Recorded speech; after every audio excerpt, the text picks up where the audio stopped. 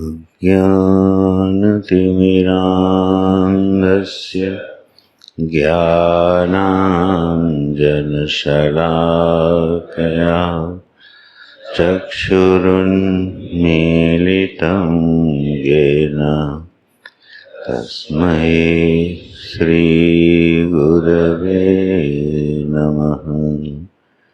शङ्करं शङ्कराचार्यं केशवं बादरायणं सूत्रभाष्यकृतौ वन्दे भगवन्तौ पुनः पुनः। श्रुतिस्मृतिपुराणानाम् आलयं करुणालयं नमामि भगवत्पादं शङ्करं लोकशङ्करम्। ॐ श्री सद्गुरुचरणकमलेभ्यो नमः। ॐ श्री शङ्कराय नमः।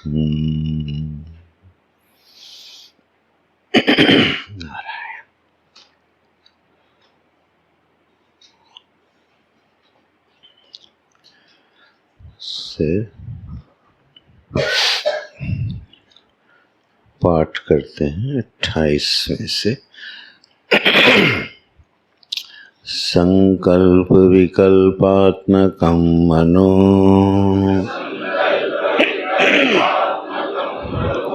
निश्चयात्मिका बुद्धिः अहंकर्ताहंकारः चिंतन कर्तृचित्तम् मनसो देवता चंद्रमा बुद्धिर्ब्रह्मा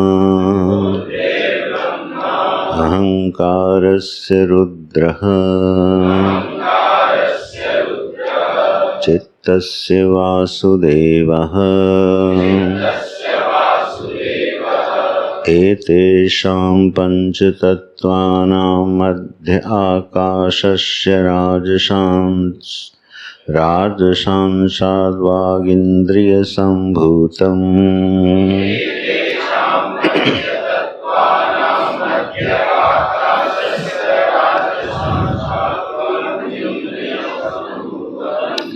वायोराजसांसात् पाणीन्द्रियं सम्भूतम्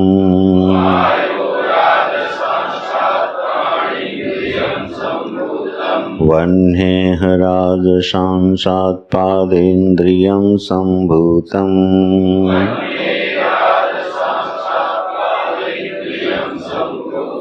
जलस्य राजसांसादुपस्थेन्द्रियं सम्भूतम्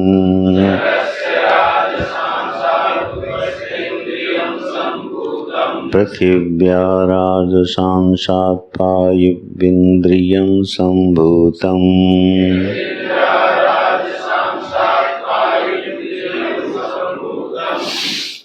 पृथिव्या राजसांसात् पायुविन्द्रियं सम्भूतम्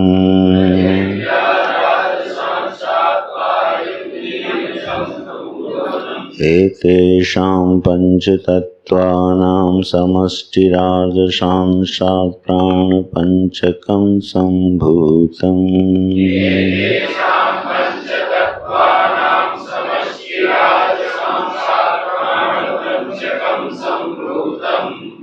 नारायण। तो अथ चतुर्विंशति तत्वोत्प्रकारं वक्ष्यामः। चतुर्विंशति तत्वोत्पत्ति प्रकारं वक्ष्यामः। यह प्रतिज्ञा वाक्य है जिस पर हम लोगों ने सृष्टि की जो प्रक्रिया है उस पर यह चिंतन प्राप्त है। तो सृष्टि के प्रयोजन पर हम लोगों ने विचार किया था कि सृष्टि क्यों होती है, और सृष्टि कैसे होती है उस पर यह प्रकरण प्रारंभ होता है। तो इसमें हम लोगों ने कहाँ तक ये उत्पत्ति देख ली थी, है ना। 28वां हो गया था मन। अंतःकरण चतुष्टय पर चर्चा हुई थी। मन, बुद्धि, चित्त और अहंकार के स्वरूप पर, इस पर हुआ था ना विषय। हाँ, तो यह मन, बुद्धि, अहंकार और चित्त फिर उत्पत्ति के क्रम में जो सत्वांश है, अपंचीकृत पंच महाभूतों का जो सत्वांश है, उससे क्या क्या उत्पन्न होता है, राजसांश से क्या उत्पन्न होता है और तामसांश से क्या उत्पन्न होता है। तो जो अपंचीकृत पंच महाभूत हैं, माने सूक्ष्म जो पंचभूत हैं, उसमें जो आकाश है वो कितने गुणों से युक्त हुआ?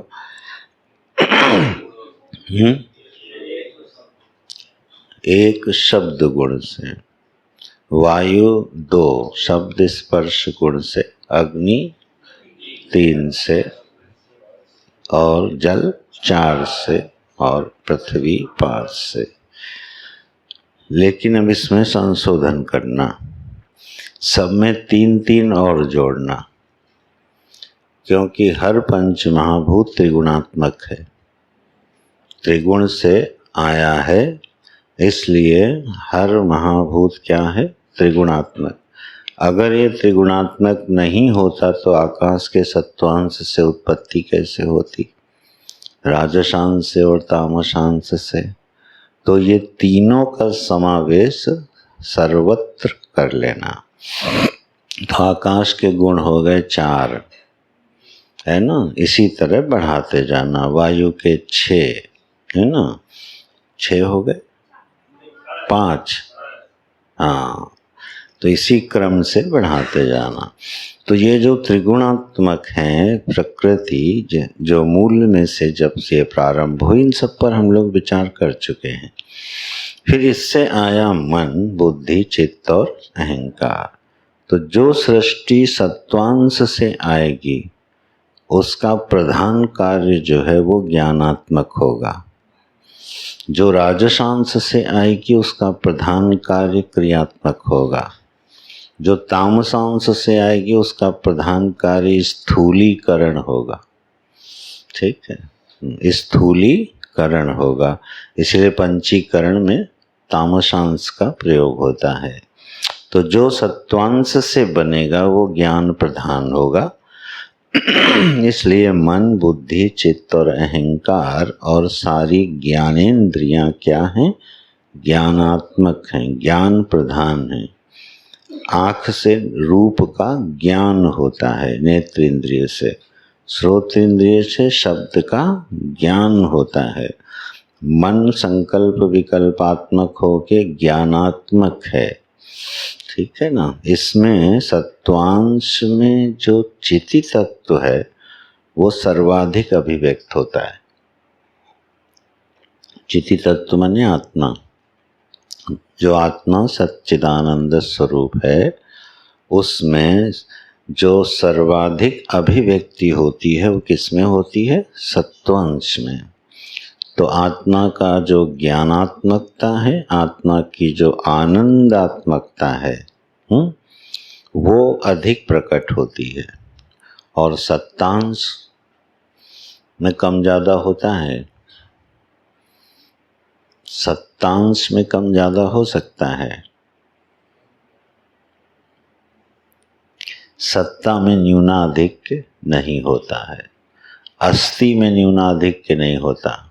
घटः अस्ति और हिमालयः अस्ति। घड़ा है और हिमालय है, तो हिमालय में जो है पना है वो घट के है पने से बड़ा है क्या? अस्ति जो है वो सर्वत्र कैसा है? समान है। तो अस्ति की अभिव्यक्ति में न्यूनाधिक्य नहीं होता, लेकिन ज्ञान की अभिव्यक्ति में और आनंद की अभिव्यक्ति में न्यूनाधिक्य होता है। तो यह सत्वांश जो है वह आत्मवस्तु के ज्ञान का और आनंद का सर्वाधिक अभिव्यंजक संस्थान है। ठीक है, थोड़ी देर बुद्धि घुमा लेते हैं, फिर सरल करके चलेंगे। हैं, संस्कार भी पढ़ने चाहिए। उपाधि किसको कहते हैं? उपाधि की एक सरल परिभाषा है जो हम लोगों ने पढ़ी थी। देवदत्त टोपी वाला है, तो टोपी हो गई उपाधि और देवदत्त हो गए उपहित। ठीक है, तो ये हो गई उपाधि और उपहित का संबंध। उपाधि की परिभाषा कैसे बनेगी? इस शब्द के अनुसार जो परिभाषा बनती है, जो समीप रह के खोपड़ी पे चढ़ जाए उसको उपाधि बोलते हैं। ठीक, जो मित्र बने और उसके बाद कब्जा कर ले उसका नाम होता है उपाधि। शरीर हमारे बड़े पास में रहता है और इसने हम पे कब्जा कर लिया, ठीक, तो ये रुलाता हंसाता रहता है। मन जो है उपाधि है। क्यों? हमारे सबसे नज़दीक कौन रहता है? मन। तो मित्र बन गया और उसके बाद अपने सारे गुण धर्म हमारे ऊपर क्या किए इसने? लाद दिए, ऐसा कह दो। तो अधि माने होता है लद जाना, ऊपर चढ़ जाना। हाँ, उपाधि भैया हम ही धारण करते हैं। जितने मूर्खाधिराज हैं वो सब उपाधि युक्त होते हैं। उपाधि ये कभी नहीं कहती कि हमें धारण करो। देवदत्त का मन हो तो टोपी पहने और न मन हो तो टोपी ना पहने। उपाधि हमारे पास चल के नहीं आती, संसार हमारे पास चल के नहीं आता कि हमको पकड़ो।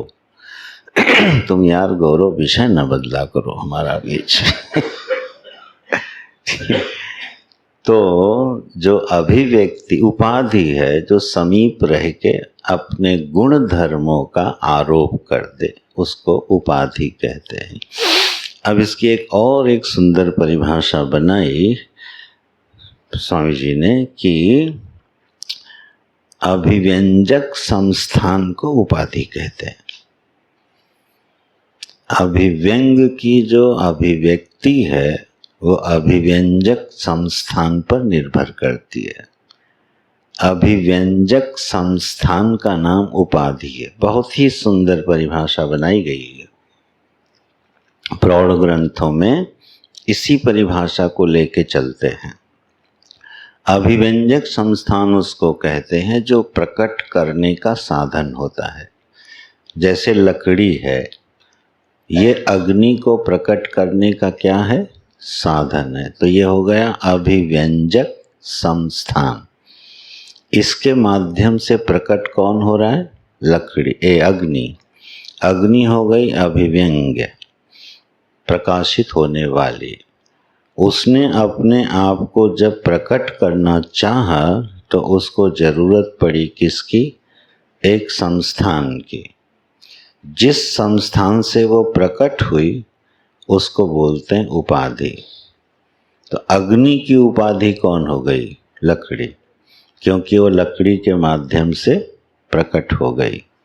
चलो, ये इतनी सुंदर परिभाषा है। अब यह जो शरीर है, अन्नमय कोश है, ये उपाधि है। किसकी उपाधि है?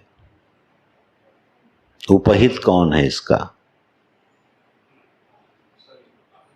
इसका उपहित कौन है? मैं ही हूं ना। तो मैं हो गया क्या? उपहित। मैं माने आत्मा, और उपाधि हो गई शरीर। इस परिभाषा से अब जरा क्रम से चलो। शरीर है अभिव्यंजक संस्थान, अन्नमय कोश, और प्राणमय कोश अभिव्यंग है। ये प्राणमय कोश की उपाधि है। प्राणमय कोश अपने को जब प्रकट करेगा तो उसे क्या चाहिए? शरीर चाहिए। जितनी भी क्रियाएं हैं बिना शरीर के हो सकती हैं क्या? नहीं। तो प्राणमय कोश को, प्राणों को अभिव्यक्त करने होने के लिए, अपने को प्रकट करने के लिए एक आधार की जरूरत पड़ी। उसको बोलते हैं अभिव्यंजक संस्थान। उससे ये प्रकट हो गई, तो ये हो गई उपाधि। बस क्रम से चलते जाना। मनोमय की उपाधि है प्राणमय, ठीक। मनोमय और विज्ञानमय की उपाधि होगी मनोमय, ठीक है। तो मनोमय उपाधि हो गया, विज्ञान में उपहित हो गया। विज्ञान में की उपहित होगी आनंदमय और उपाधि होगी विज्ञान में। ऐसे क्रम से चलता है, ठीक है। तो यह पूरा कार्यकरण संघात, मन, बुद्धि, चित्त और अहंकार, और इसके सारे स्थूल शरीर, सूक्ष्म शरीर सब मिला के जो बना, उसको क्या बोलेंगे हम लोग? कार्यकरण संघात। अब ये पूरा संघात किसकी उपाधि है? फिर चूके वो आत्मा सीधे बसी है ना, आत्मा उपहित है, संसार उपाधि है। इसको ब्रेक करो। आनंद में तक क्लियर हो गया, ठीक है। पूरे संघात जो है ये किसको अभिव्यक्त कर रहा है? जीव को। ये जीव का अभिव्यंजक संस्थान है। कौन? ये शरीर, मन, बुद्धि, चित्त, अहंकार, ये सब स्थूल सूक्ष्म शरीर, ये पूरा का पूरा संघात किसको प्रकाशित कर रहा है? जीव को प्रकाशित कर रहा है। तो जीव का अभिव्यंजक संस्थान हो गया, तो ये जीव की उपाधि हो गई। अब जीव किसकी उपाधि है? आत्मा की। जब निर्गुण, निराकार, निरंजन, अप्रमेय आत्मवस्तु ने अपने को अभिव्यक्त किया, तो सबसे पहले क्या बना? जीव। चिदाभास बोलते हैं। तो ये हो गई उसकी उपाधि। किसकी? आत्मा की। तो आत्मा की पहली अभिव्यक्ति है जीव। फिर जीव ने अपने को अभिव्यक्त किया, कारण शरीर। कारण शरीर ने अपने को अभिव्यक्त किया, सूक्ष्म शरीर। सूक्ष्म शरीर ने अपने को अभिव्यक्त किया। अब स्थूल शरीर अपने को अभिव्यक्त करने के लिए कोई साधन ढूंढता नहीं है। तो ये हो गई अंतिम उपाधि। इस क्रम से, इस परिभाषा से उपाधियां बहुत अच्छे से समझ में आती हैं।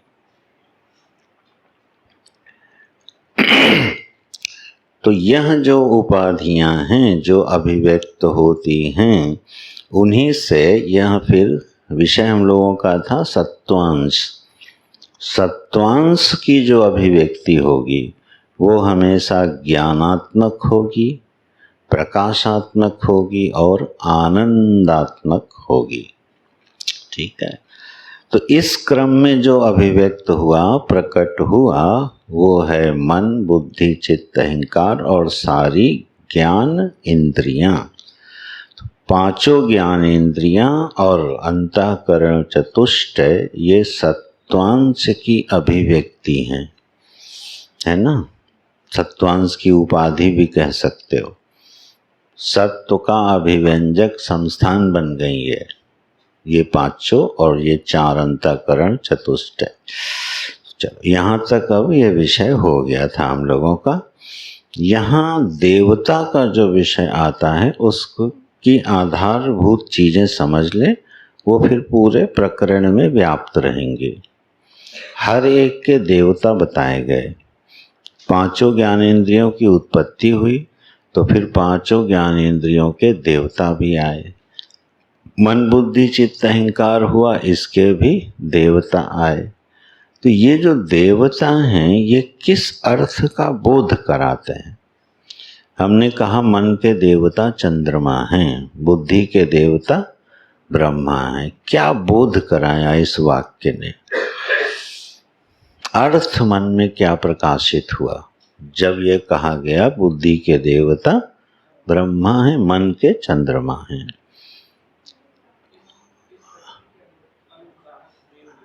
हाँ, उस दिन यही परिभाषा निश्चित हुई थी। देवता किसको कहते हैं? अनुग्राहक शक्ति को।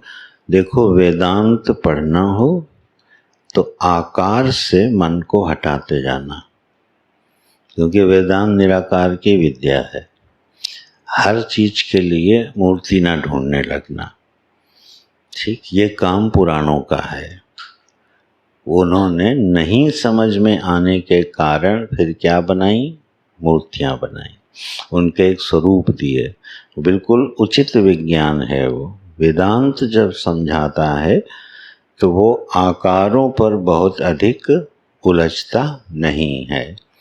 अब ब्रह्मा अगर बुद्धि के देवता हैं तो चतुर्मुखी या पंचमुखी ब्रह्मा का अगर स्फुरण होता है तो ये जल्दी समझ में नहीं आएगा। इसका ये मतलब नहीं कि ब्रह्मा पर चतुर्मुखी नहीं है, ये बात नहीं, लेकिन यह सिद्धांत समझ में नहीं आएगा। देवता का सिद्धांत समझने के लिए यह विचार करना चाहिए कि इस समष्टि को, इस पूरी सृष्टि को कौन सी शक्तियां हैं जो चला रही हैं, जिनके कारण यह सृष्टि अपने कार्य में लगी हुई है। उन अनुग्रह करने वाली शक्तियों को बोलते हैं देवता। ये अर्थ रखना वेदांत पढ़ते समय देवता का। मूर्तिमान देवता का यहाँ चिंतन नहीं करना, ठीक?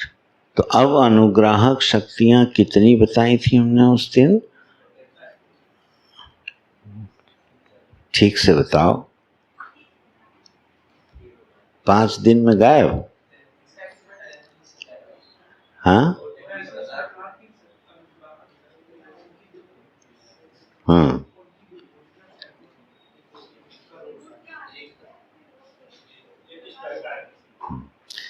इतना तो चलो स्मरण है। एक चीज किसी को याद नहीं आ रही अभी। विभूति हैं, ठीक है। एक एक देवता की कोटि कोटि विभूतियां हैं। ऐसे 33 देवताओं की 33 करोड़ से विभूतियां हो गई। तो देवता 33 करोड़ नहीं है, एक एक देवता की कोटि कोटि विभूतियां हैं। जैसे एक राजा है, उस राजा की बहुत विभूतियां हैं। वो धर्मज्ञ भी है, न्यायप्रिय भी है, वीर भी है, कुशल भी है, प्रेमी भी है। तो ये सब क्या है? उस राजा की विभूतियां। ऐसे एक एक देवता की कोटि कोटि विभूतियां। इसलिए क्या संख्या बोल दी गई? 33 कोटि देव। और ये सब अनुग्राहक हैं। एक चीज कोई नहीं अभी याद करके बता पा रहा है कि हमने एक चीज बताई थी। हाँ, क्या बेटा? हाँ, आधा वाला याद रहा, इसके पहले वाला भी बता दो। Good, excellent. 3300 देवों का वर्णन है, प्लस आधा देवता भी है एक। बृहदारण्यक उपनिषद में जो संख्या बताई गई वो 3300 और आधा देवता, ये संख्या बताई गई है, ठीक? तो यहाँ इससे जो सिद्धांत समझना है वो क्या है? देवता का नाम है अनुग्रह करने वाली शक्ति। जब कोई व्यक्ति ही हमारे ऊपर बहुत अनुग्रह करता है तो हम कहते हैं तुम आदमी नहीं देवता हो हमारे लिए। क्यों? क्योंकि वो अनुग्रह कर रहा है, ठीक है। और जो अनुग्रह नहीं करता उससे क्या बोलते हैं? तुम आदमी नहीं राक्षस हो। तो अनुग्रह ना करने वाली शक्तियों का नाम क्या पड़ गया? असुर, ठीक। और अनुग्रह करने वाली शक्तियों का नाम पड़ गया देवता। ऐसी हमारे भगवान वेदव्यास जी ने इस पूरे ब्रह्मांड में यह संख्या निश्चित करी है। अब हमारा काम क्या है? जो जिसका देवता बताया गया है उसके साथ उसका संबंध ढूंढ लेना। यह कार्य ज्योतिष में अच्छी तरह से किया जाता है ना। और उपासना के जितने प्रकरण हैं, जितने नियम हैं, जितने विधान हैं, वो सब इसी सिद्धांत को लेके बने हैं कि अगर सूर्य देव की आराधना करनी है तो उसका समय क्या होना चाहिए, विधि क्या होनी चाहिए, ठीक है, उनके कौन से नाम बोले जाने चाहिए, अर्घ्य किस दिशा में किस समय देना चाहिए, यह सब विधान किस सिद्धांत को आश्रय में लेके किया गया, उसकी एक अनुग्राहक शक्ति। वो हमारे ऊपर अनुग्रह कैसे करे, बोले अगर सूर्य का अनुग्रह चाहिए तो सूर्य भगवान की जो उपासना की विधि है उसके अनुसार जब हम करेंगे तो क्या प्राप्त हो जाएगा, सूर्य का अनुग्रह प्राप्त हो जाएगा। ठीक है, तो यह इतना महत्वपूर्ण विषय है, इसलिए सिद्धांत को बिल्कुल मन में सोच सोच के बिठा लेना। बेटा स्थान बनाओ, नचिकेता थोड़ा स्थान बनवाओ। कोई नीचे आ सकता है तो एक दो लोग नीचे बैठ सकते हो तो बनाओ। हाँ,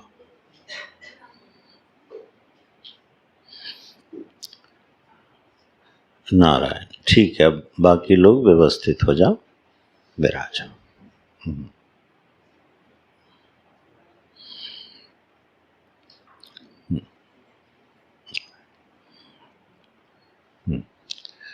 तो यह जो विषय है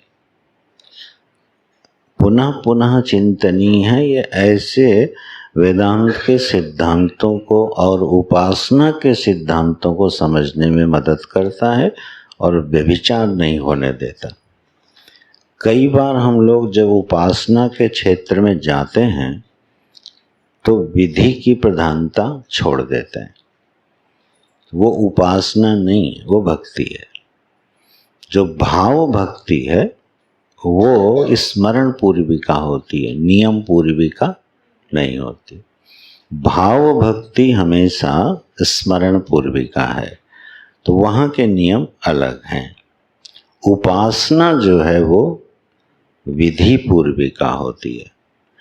उपासना की विधि का मूल सूत्र ये है कि हमको ये मालूम होना चाहिए कि कौन सी अनुग्रह करने वाली शक्ति जीवन में किस विधि से उपासना करने पर अनुग्रह करेगी, और इसलिए हर देवता की पूजा का विधान अलग प्राप्त होता है। ठीक है, इसी को आधार बना के सारी उपासनाओं का विज्ञान जन्म लेता है। तो यह जो समष्टि की सृष्टि की अनुग्राहक शक्तियां हैं वह इस समष्टि पर कैसे अनुग्रह कर रही हैं, अपना कार्य कर रही हैं, और फिर व्यष्टि पर माने हम पर, हमारा उनके साथ संबंध क्या है। तो व्यष्टि का समष्टि के साथ जो अनुग्रह संबंध होता है उसी के विज्ञान का नाम है उपासना, और उसी से जन्म लेती है उपासना विधि। उसमें प्रमाद नहीं करना कि अगर सूर्यदेव को जल चढ़ाने का समय और दिशा निश्चित है तो बोले हम तो भाई 12 बजे से पहले नहीं चढ़ा पाते हैं, तो मत चढ़ाओ, मनसा सूर्यदेव का स्मरण कर लो। लेकिन जल चढ़ाने की विधि का उल्लंघन करने से देवता नाराज होता है, देवता कुपित होता है। उससे बेहतर है कि आप उसका क्या करो, मन से स्मरण कर लो। कभी भी विधि का उल्लंघन करके विधि प्रधान जो पूजाएं होती हैं उनका अनुकरण नहीं करना चाहिए, उससे नुकसान होता है। ये बात जल्दी समझते नहीं, इसलिए उठपटांग काम करते रहते हैं। तो यह विज्ञान जो अनुग्राहक शक्तियां हैं, तो ज्ञानेंद्रियों की 5 ज्ञानेंद्रियों के 5 देवता बताए गए थे, वो हम लोग पढ़ चुके। अब अंतःकरण चतुष्टय में 6 देवता बताए गए। तो विद्यार्थी का काम क्या है, वो इसका संबंध ढूंढे। मन के देवता को क्या कहा गया? चंद्रमा। अब चंद्रमा का हमारे मन के साथ क्या अनुग्रह सिद्ध होता है और कैसे सिद्ध होता है, इसके लिए पुराण की आवश्यकता पड़ती है। पुराण का अध्ययन होने से ये विषय अधिक खुलता है। बुद्धि के देवता कौन हैं? ब्रह्मा। तो हमारी बुद्धि का ब्रह्मा के साथ क्या संबंध है? ठीक है, ये खोजने का विषय। अगर ये खोज लेंगे, इसमें हमको जो चीज़ बलवान करनी है, जिसका अनुग्रह हमको कम मिल रहा है, उसकी उपासना विधि पूर्वक करेंगे तो वो बल हमारा बढ़ जाएगा। ठीक है। अब जैसे बुद्धि के देवता ब्रह्मा हैं मानो, तो इनका संबंध क्या बनेगा? ब्रह्मा माने कौन? ब्रह्मा का समष्टि पर क्या अनुग्रह है, पहले ये ढूंढो।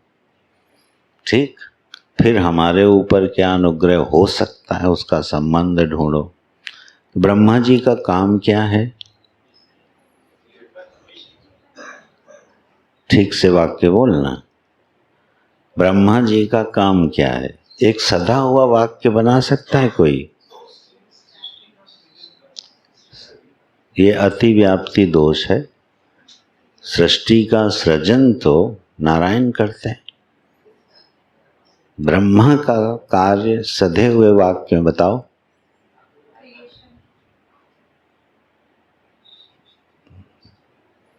एक वाक्य बनाओ, हिम्मत कोशिश करो। मयूर कहाँ गया? अच्छा, आज नहीं है। हाँ, देखो ब्रह्मा जी क्या करते हैं। पंचभूतों को कौन रचना करता है? मायोपहित चैतन्य ईश्वर बनाता है ना। तो ब्रह्मा जी ने आकाश तो नहीं बनाया, अग्नि तो नहीं बनाई, जल तो नहीं बनाया। पंचभूतों का निर्माण किसने किया? नारायण ने, मायोपहित चैतन्य ने। और जो जीव हैं, उन जीवों को अपने अंदर से अभिव्यक्त किसने किया? नारायण ने। स्वयं ब्रह्मा जी उन्हीं से बाहर आए। ब्रह्मा जी जीव है ना, स्वयं नारायण से बाहर आए हैं।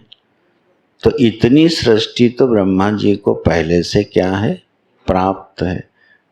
तो सृष्टि, हाँ,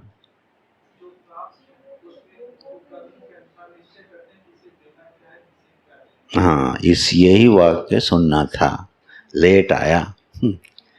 ब्रह्मा जी का अब क्या हुआ कि ब्रह्मा जी की जब उत्पत्ति हुई तो पहले तो उनको कुछ पता ही नहीं चला। फिर उनको तप करो ऐसा सुनाई दिया, फिर उन्होंने तप किया, फिर नारायण का दर्शन हुआ, फिर नारायण ने उनको क्या प्रदान किया? सृष्टि का विज्ञान, जिसको वेद कहते हैं। उस सृष्टि के विज्ञान में उनको क्या प्राप्त हुआ? बोले इस जीव के ये कर्म हैं, इसके अनुसार ये शरीर इसका बनता है। ठीक, अब आप क्या करो? असेंबलिंग डिपार्टमेंट ब्रह्मा जी का है।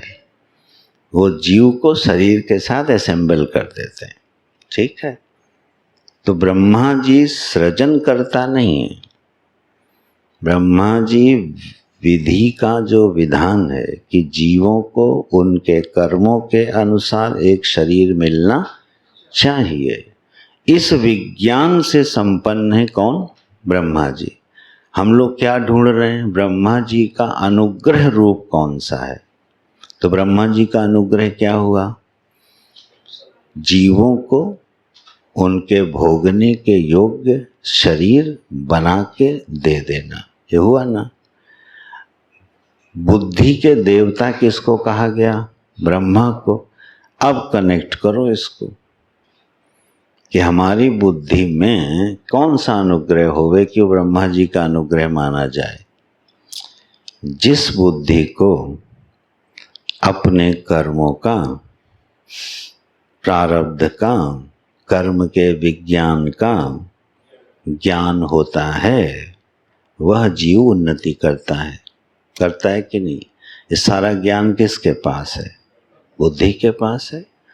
मैं ये शरीर कैसे बना है, क्यों बना है, मुझे ये परिस्थिति क्यों मिली है, मेरे जीवन का लक्ष्य क्या होना चाहिए, किन कर्मों को करने से कौन सा फल मिलता है, ये सारा ज्ञान कहाँ निहित है? बुद्धि में। और समष्टि में ज्ञान कहाँ निहित है?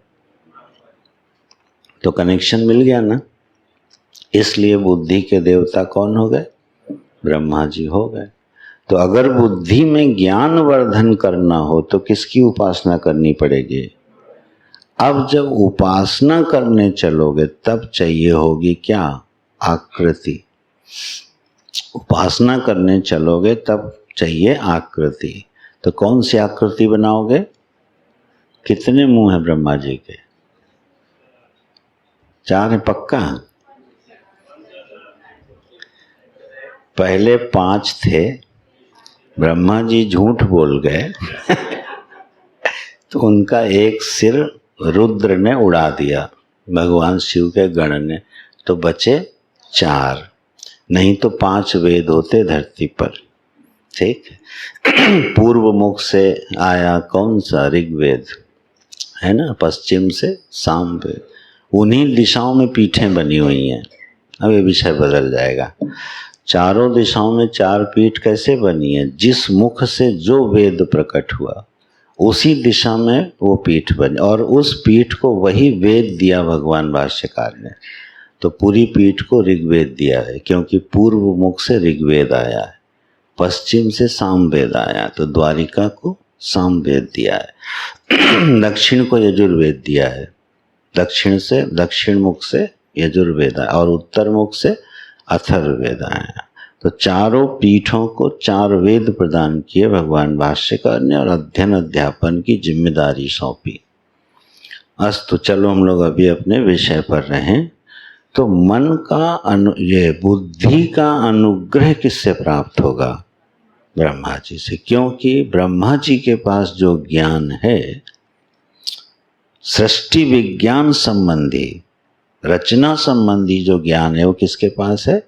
ब्रह्मा जी के पास। तो उस ज्ञान के वर्धन के लिए ब्रह्मा जी का अनुग्रह प्राप्त होता है बुद्धि को। इसलिए उनको क्या कहा गया? देवता। चित्त के देवता को कौन है? वासुदेव।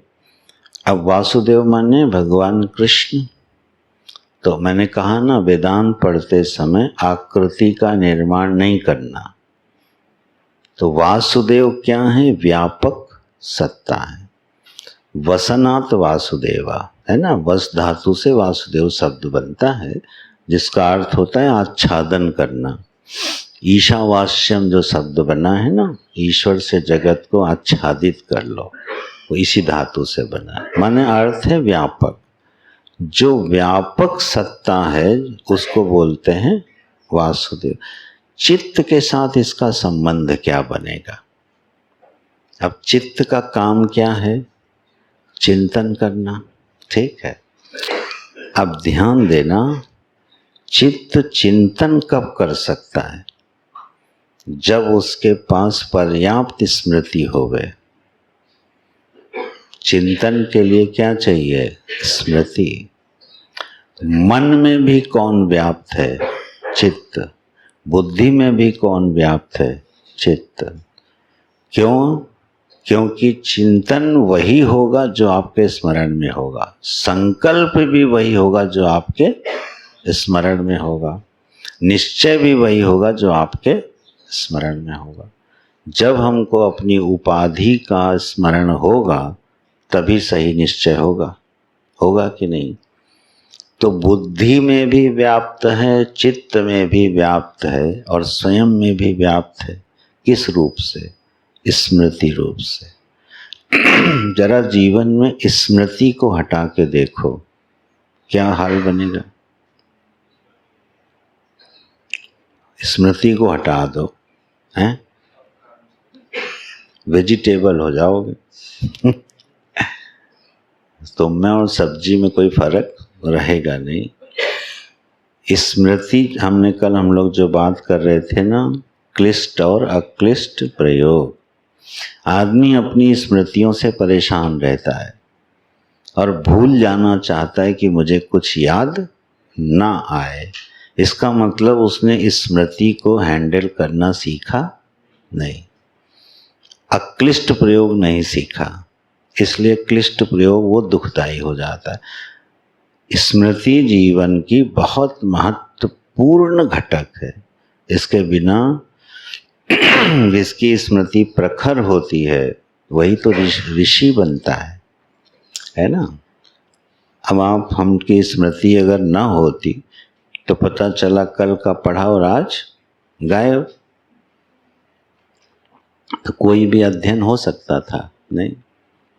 स्मृति भगवान की विभूति है।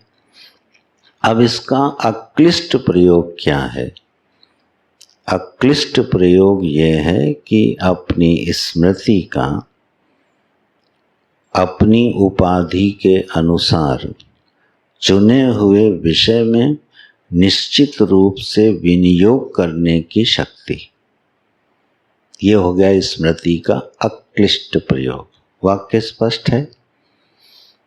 जैसे मैं विद्यार्थी हूँ, यह क्या हो गई? उपाधि।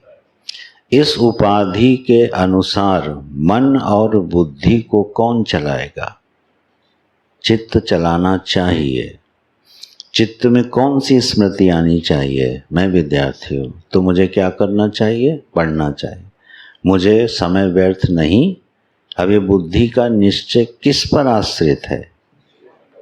इस स्मृति पर कि मैं विद्यार्थी हूँ, है कि नहीं? और इसी स्मृति के खजाने से वो सब बाहर आता है जो इस जन्म में और पूर्व जन्म में हमारे कारण शरीर में पड़ा हुआ है। इस जन्म की स्मृतियाँ और पूर्व जन्मों की स्मृतियाँ कहाँ स्टोर हैं? कारण शरीर। उनको बाहर निकाल के लाना और फिर तदनुसार चिंतन करना, इस शक्ति का नाम है चित्त।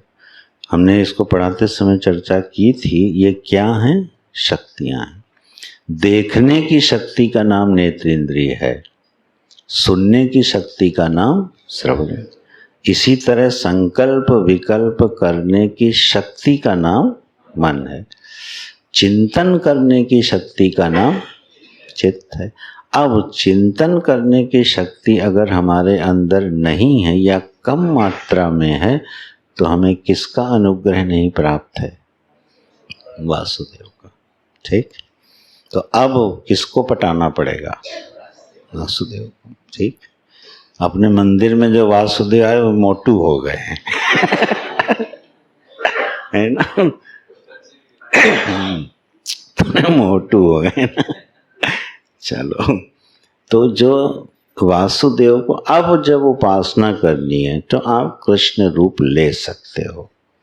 ठीक है, आलंबन चाहिए ना प्रार्थना करने के लिए तो ले लो। बिना आलंबन के हो जाए बहुत अच्छा है। अगर इतनी सामर्थ्य है तो वो अधिक प्रभावी होती है, और नहीं तो आलंबन ले लो। और क्या व्यापक वासुदेव जो हैं, जो सब में भरे हुए हैं, ऐसे ही हमारी स्मृति जिस विषय को आलिंगन करे उस विषय में हमारी स्मृति हमको उपलब्ध हो जाए। ये किसके अनुग्रह से होगा? वासुदेव के। ठीक है, वो उपलब्ध हो जाए।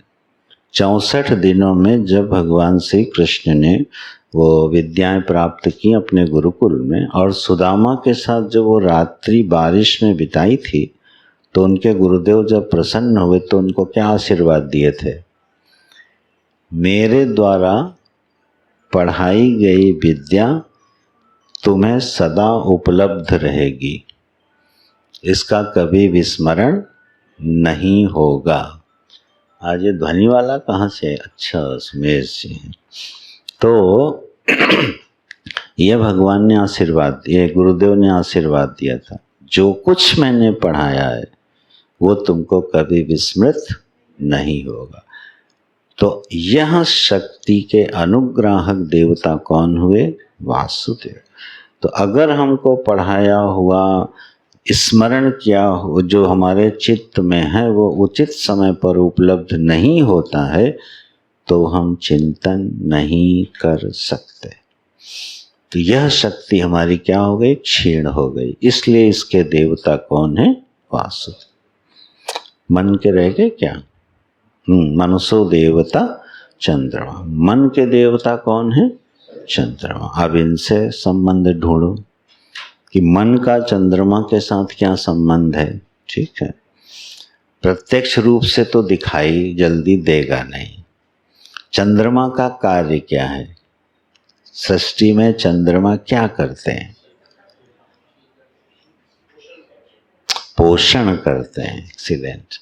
सोमो भूत्वा रसात्मक पुष्णामि च औषधि ही सर्वा। 15वें अध्याय में है ना, चंद्रमा का क्या कार्य है? मैं चंद्रमा होकर के सारी औषधियों को क्या करता हूँ? पुष्ट करता। औषधि किसको कहते हैं? अन्न को। अन्न का नाम औषधि है। तो समस्त औषधियों को, अन्न को मैं क्या करता हूँ? भगवान कह रहे हैं चंद्रमा होके उसकी शीतल किरणों से पुष्ट कर। ये तो बड़ा सुंदर कार्य है चंद्रमा का। शीतलता भी देता है, हैं? और मन को प्रसन्न करने वाला प्रकाश भी देता है। और देवता किसका है? मन का। मन का कार्य क्या है? संकल्प विकल्प। अब क्या कनेक्शन जोड़ोगे?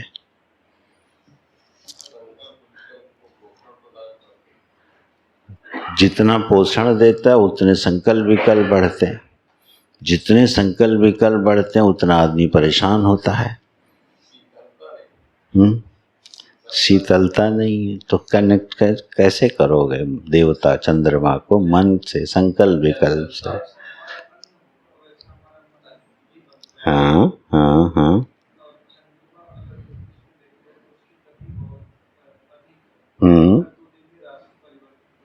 ठीक है, प्रभाव पड़ता है। ये प्रभाव ज्योतिष में बहुत अच्छी तरह से पढ़ा। आप तुम लोग पढ़ ही रहे हो थोड़ा। ज्योतिष में ये बहुत अच्छी तरह से जाना जाता है। उपासना विज्ञान में इसको कैसे समझो? ये जो संकल्प विकल्प हैं, फिर से ध्यान देना, ये भगवान की विभूति है। संकल्प विकल्प का होना अनर्थकारी नहीं है। हम अक्लिष्ट प्रयोग ना कर पाने के कारण इससे परेशान होते हैं। ठीक है, उस दिन हमने बताया था, फिर याद दिला रहा हूँ। संकल्प विकल्प करने की चॉइस किसके पास होती है? समृद्ध के पास। जो ऐश्वर्यवान नहीं है उसके पास संकल्प विकल्प की चॉइस नहीं होती है। फैक्ट्री के मजदूर के पास बहुत ज़्यादा चॉइस नहीं है, लेकिन फैक्ट्री मालिक के पास चॉइस। फैक्ट्री जाए न जाए, 2 घंटा देर से जाए, छुट्टी पे चला जाए, ये सब चॉइस किसके पास है? मालिक के, मजदूर के पास। तो ये चॉइस कैसे पैदा हुई? समृद्ध होने से। इसका मतलब संकल्प विकल्प जिसके पास ज़्यादा हैं वो व्यक्ति क्या होगा? समृद्ध होगा। ठीक है ना? जो समृद्ध नहीं होगा उसके पास बहुत संकल्प विकल्प के अवसर नहीं होते हैं। हमें दृष्टांत भी याद है जो बताया था। घर से बाहर निकले, साइकिल भी खड़ी है, स्कूटर भी खड़ा है, मोटर भी खड़ी, और मोटरों में भी चॉइस की मोटर खड़ी है। तभी तो उसके मन में होगा साइकिल से जाएं कि स्कूटर से जाएं कि कार से जाएं। ठीक है, यही तो होगा ना। और जिसके पास केवल साइकिल है, जब वो बाहर निकलेगा तो उसको संकल्प विकल्प आएगा आज किससे जाएं? नहीं आएगा। तो इसका मतलब संकल्प विकल्प का अवसर किस भूमि से आता है? जब आप समृद्ध होते हो। और इस यूनिवर्स में, इस ब्रह्मांड में सबसे ज़्यादा संकल्प विकल्प करने वाले प्राणी का नाम है ब्रह्मा।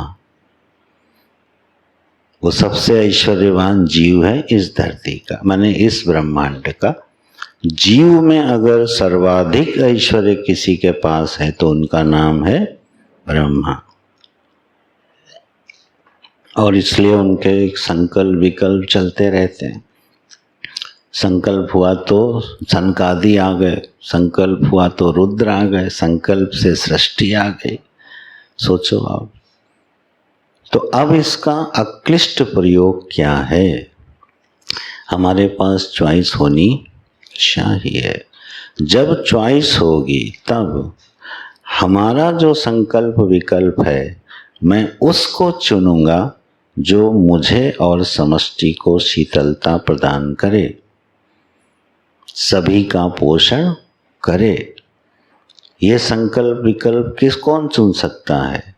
जो ज्ञान, धन आदि ऐश्वर्यों से युक्त है।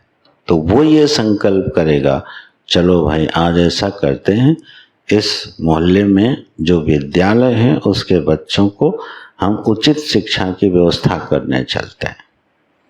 अब ये पोषण करने वाला संकल्प है, ठीक है, ये विध्वंसात्मक संकल्प नहीं है। जब संकल्प हमारे सेल्फ सेंटर्ड होके, आत्म केंद्रित होके, निरंतर अपने को दृष्टि में रख के जब आप संकल्प विकल्प करते हो तो बोझा बन जाते हैं। ठीक है, बताएं तो उस दिन सुबह उठे, आज नाश्ते में क्या खाना चाहिए, कितना समय लगाया? 20 मिनट डिसाइड करने में। आज ये बनना चाहिए। आपने 20 मिनट के संकल्प विकल्प कहाँ इन्वेस्ट कर दिए? सेल्फ सेंटर्ड एक्टिविटी में। क्या आपको क्या चाहिए? वो उलझन पैदा करेंगे, वो आपको सुख नहीं दे सकते। ठीक, वो नहीं सुख देंगे।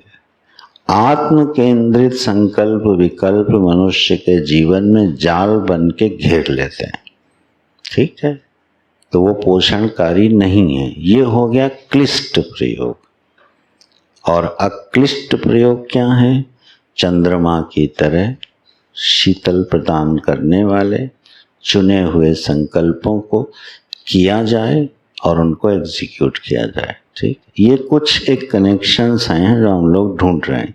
ऐसे चिंतन करोगे तो बहुत सारी चीजें मिलेंगी।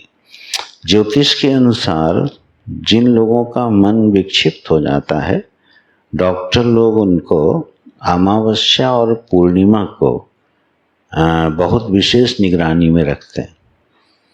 जो मेंटली डिसऑर्डर्ड हो जाते हैं वो अमावस और पूर्णिमा को अधिक उग्र हो जाते हैं। वो चंद्रमा का उनके मन पर पड़ने वाला प्रभाव है। ठीक है, आप किसी भी साइकियाट्रिस्ट से पूछ लेना जो पागलों को हैंडल करता हो। ठीक है, और वैसे ये वाक्य तो गुरुजी ने बोला है तो प्रमाण ढूंढने की जरूरत ही नहीं है, है ना? होता है बेटा, कोई ध्यान दे। अगर जिस समय चंद्रमा पूर्णिमा पे होता है, समुद्र उछालें भरता है, तरंगायित हो जाता है। ठीक है ना? तो चंद्रमा की कलाओं के घटने बढ़ने से हमारे मन के संकल्पों विकल्पों पर एक प्रभाव पड़ता है। तो अस्तु, ये है हम लोग विषय है देवता का। देवताओं का जीवन में भूमिका क्या है, इसको पकड़ने के लिए जो सूत्र बनाना, सबसे पहले उसका कार्य देखना समष्टि में, फिर उसका कार्य संबंध देखना हमारे किस अवयव से है, और फिर उसका कार्य देखना, और फिर अनुग्रह का सिद्धांत ढूंढ लेना। और आपको आश्चर्य होगा जब आप पूजा विधि पकड़ोगे, ये सब उसी से कनेक्ट मिलेंगी कि कैसी विधि से कौन सा देवता प्रसन्न हो जाता है। बिल्कुल परफेक्ट विज्ञान मिलेगा ये। और इसीलिए फिर तत्त देव की, जैसे अभी वेदियां बनी थी, किसी में काला कपड़ा, किसी में नीला कपड़ा, कितने तरह की इंडी पिंडी बनी थी, कहीं इतनी जिसकी दाल उसकी दाल। तो ये निरर्थक नहीं है, बिल्कुल निरर्थक नहीं है अपने क्षेत्र में, उपासना के पूजा के क्षेत्र में। ठीक है, जिसको जो रंग पसंद है उस रंग का वस्त्र धारण करने से, उस रंग की वस्तु अर्पित करने से वो देवता अनुग्रहित हो जाता है और तुरंत फिर हमको प्रसन्न होकर आशीर्वाद देता है। और अगर उल्टा पलटा किया तो बस समझ लेना। इसलिए वहाँ छेड़छाड़ नहीं करना। भक्ति करनी हो तो क्या करना, बस एक पुष्प लेना, एक दिया जलाना और मन से जो स्मरण करना हो करो। वहाँ कोई विज्ञान विधान नहीं है। पर यहाँ जो अभी विषय चल रहा है हम लोगों का, वो देवता का है, इसलिए आज थोड़ा ये विषय उठाया। ये बहुत काम का विषय है। पूरे जो कार्यकरण संघात का वर्णन तत्वबोध में भाष्यकार भगवान कर रहे हैं, हर एक का देवता बताएं। पांचों कर्मेंद्रियों का, पांचों ज्ञानेंद्रियों का, पांचों प्राणों का, अंतःकरण चतुष्टय का, सबका देवता बताया है। जिसके नहीं बताए हैं उसको ढूंढना। ठीक है, ये तो बड़े संक्षेप में बताया है। तुम लोगों ने ध्यान नहीं दिया होगा, जब गुरु जी के अंगों पर प्रतिष्ठा कराई जा रही थी तो कितनी विधि से और कितने मंत्रों से किस किस अंग पर देवता का नाम लेके प्रतिष्ठा कराई गई है, वो विज्ञान है उसका। अच्छा चलो, तो ये तो खैर चलो उपविषय है, लेकिन जानना चाहिए। तो सृष्टि की उत्पत्ति का प्रकरण हम लोग पढ़ रहे हैं। उत्पत्ति कैसे होती है, क्यों होती है, ये विचार यहाँ पर नहीं है। ठीक है, प्रयोजन पर ज़्यादा बात नहीं की गई है। कैसे होती है, और यह कैसे होती है ये विषय क्यों उठाया गया है, क्योंकि मूल प्रतिज्ञा क्या है, इस ग्रंथ की मूल प्रतिज्ञा क्या है, तत्व विवेक प्रकारम वक्ष्यामः। ये नहीं भूलना, मूल प्रतिज्ञा इस ग्रंथ की है कि मैं तुमको क्या बताऊंगा, तत्व का विवेक करना सिखाऊंगा। उस प्रकरण में पहले उन्होंने व्यष्टि का वर्णन किया, व्यष्टि माने शरीरों का, अवस्थाओं का, कोशों का। अब वर्णन कर रहे हैं किसका, सृष्टि का। तो जब सृष्टि कैसे हुई है इस प्रक्रिया का बोध होगा, तब नित्य और अनित्य को पहचानना आसान हो जाएगा। तो मूल प्रतिज्ञा क्या है, तत्व विवेक। विवेक माने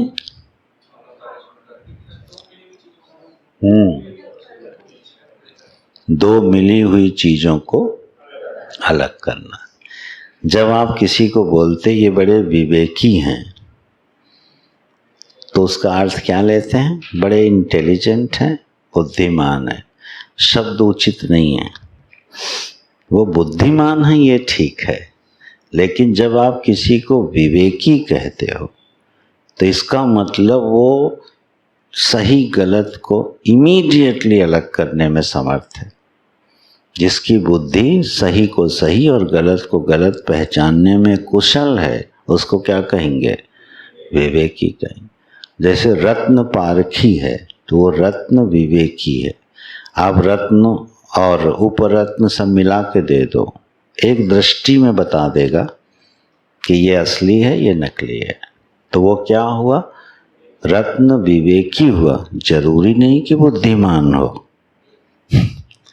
बुद्धिमान हो ये जरूरी नहीं है। बुद्धिमान की परिभाषा अलग बनेगी। इस ग्रंथ के अनुसार बुद्धिमान किसको कहोगे, इस परिभाषा से बुद्धि का लक्षण बताओ।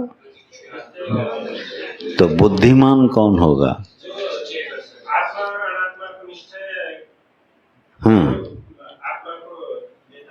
वो विवेकी हुआ। तत्व विवेक का प्रकरण होगा। बुद्धिमान किसको कहोगे, इस परिभाषा से। हाँ यार, जो इमीडिएट राइट डिसीजन लेने में एक्सपर्ट है उसको कहेंगे बुद्धिमान। ठीक है, डिसीजन लेने में ना तो ज़्यादा वक्त लेता है और न गलत लेता है, ऐसे व्यक्ति को क्या कहा जाएगा, बुद्धिमान। लेकिन जो मिली हुई चीज़ों को अलग अलग कर दे उसको कहा जाएगा विवेक। इस ग्रंथ की प्रतिज्ञा आपको बुद्धिमान बनाने की है कि विवेकी बनाने की है, ये याद रखना। ठीक है, क्यों पढ़ रहे हो? विवेकी बनना है, बुद्धिमान तो हो ही जाओगे। ठीक है। अच्छा, गीता में भगवान ने बुद्धिमान किसको कहा है? सबुद्धिमान मनुष्येषु एक वाक्य आया है ना गीता में। हाँ, गुड। कर्मयः सबुद्धिमान मनुष्येषु सयुक्तः कृत्स्न कर्म कृत। अब वो परिभाषा गीता की है, यहाँ हम इस परिभाषा से पूछ रहे थे ना। गीता में भगवान किसको बुद्धिमान कहते हैं? विवेकी को।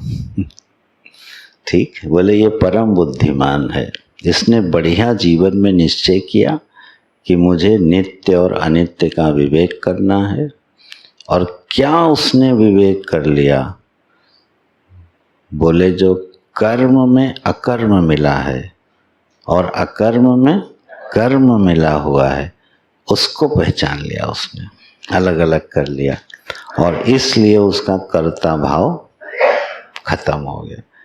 कितना जबरदस्त विवेक किया उसने। दो चीजें ऐसी मिली हैं कि पता ही नहीं चल रहा कि मिली भी हैं, है ना। इसी तरह से जो उपाधि है अपने उपहित से मिली हुई है कि नहीं मिली हुई है? यह शरीर आत्मा के साथ मिला हुआ है कि नहीं? मन आत्मा के साथ मिला हुआ है, बुद्धि मिली हुई है, संस्कार मिले हुए हैं। ठीक, इसको क्या करना है? पृथक पृथक। इसके लिए लक्षण बताए जा रहे हैं एक एक के। जब लक्षण विदित होंगे तब उनका पार्थक्य होगा। नारायण, आवाज नहीं रखते हैं, ठीक है। वो परिभाषा नोट कर लेना उपाधि की। दोहराओ, लिखिए किसी ने।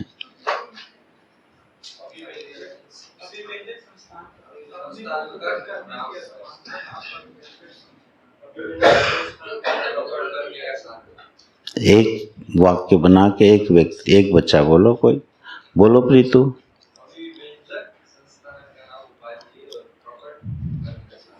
ठीक, ये छोटी परिभाषा बन गई। इतनी याद रख लो, क्या?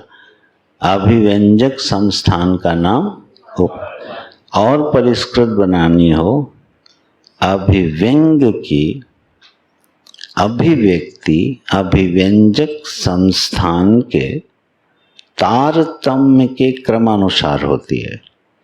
ये गोवर्धन पीठाधीश्वर की बनाई परिभाषा है।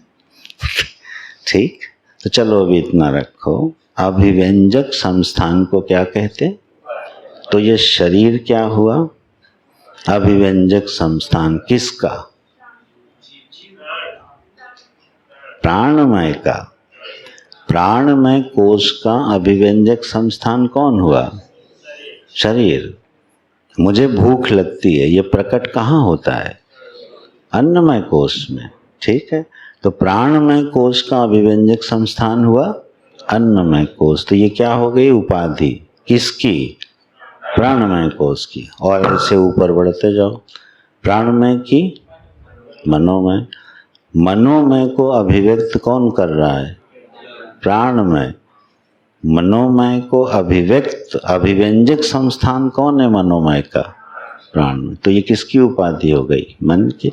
और मनोमय विज्ञानमय की, विज्ञानमय आनंदमय की, और आनंदमय जीव की, और जीव परमात्मा की। ये क्रम है उपाधि का। ठीक है, तो उपाधि की ये परिभाषा बेहतर है, इसको कहीं रखना मन में। चलो, नारायण नारायण।